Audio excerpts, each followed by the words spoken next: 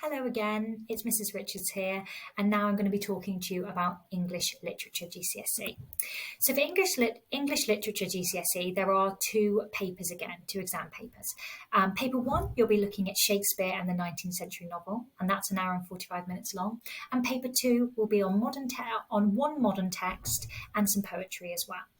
This is a bigger exam. This is 2 hours and 15 minutes long. So to break it down for you a little bit, paper 1, as I said, was Shakespeare and 19th century novel. It's worth 40% of your English Literature GCSE. Now, section A, you'll be given a Macbeth question. So we will be studying the Shakespearean play Macbeth, and you will be given an extract from the play, and you will be asked to answer a question on that extract and the wider play as a whole. So you need to have a really thorough understanding of the play, of its plot, of its themes, of its characters, of the historical context to the play, because you don't know what extract's going to come up, and regardless of what extract comes up, you need to talk about the wider play as well. Section B, we study A Christmas Carol, and it's a very similar layout. There will be an extract from A Christmas Carol, but you need to talk about the wider novella as well. So just like with Macbeth, we will be studying the whole text. We will be exploring its plot, its themes, its characters, the key messages of the writer, and we'll be looking at the significance of the historical and social context of the text. Okay. So to just break it down there, these are kind of the areas that are really significant as we really rip apart those texts and really explore them, really discuss them. So we will do language and structural analysis, just as we did in language, but we're also bringing in those elements of what was significant about the time in which it was written, what could have inspired the writers and maybe influenced some of the things that they wanted to explore in their text. What are the themes? What's significant about the characters? What can we say about those characters, and what are the writer's messages of these texts?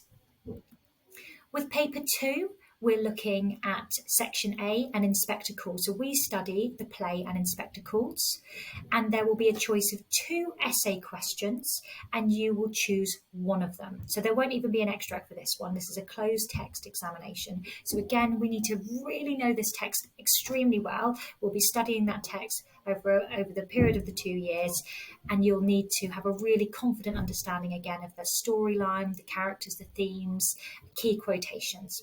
This exam paper is worth 60% of your English language GCSE because there are 2 further sections. There is a section on poetry, which is on an anthology of poetry that we will study. So we will study 15 poems under a section called, a cluster called Love and Relationships. And this explores different types of relationships and different types of love.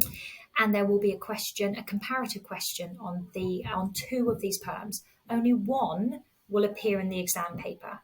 And then you will choose to write about another poem comparing the 2. So again, high level of needing you to revise these poems, know these poems really, really well.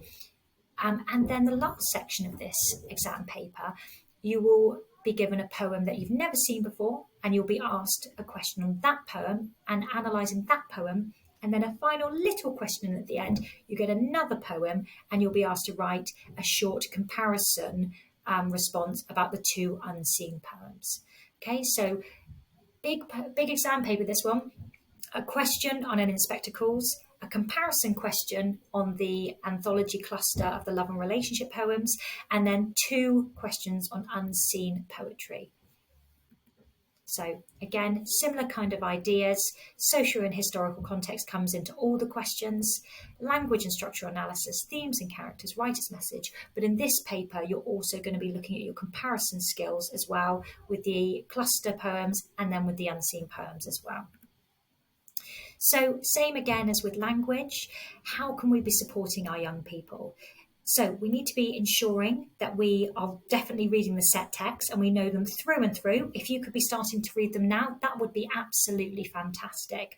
But also, like I said, with language, having that culture of reading as a whole, reading widely, reading fiction, reading non-fiction, building on your cultural capital, your awareness of the world. If parents and guardians can be reading as well, that would be wonderful, and you can have that dialogue together. Again, regularly using Seneca and using the units on that. Thanks very much. Bye-bye.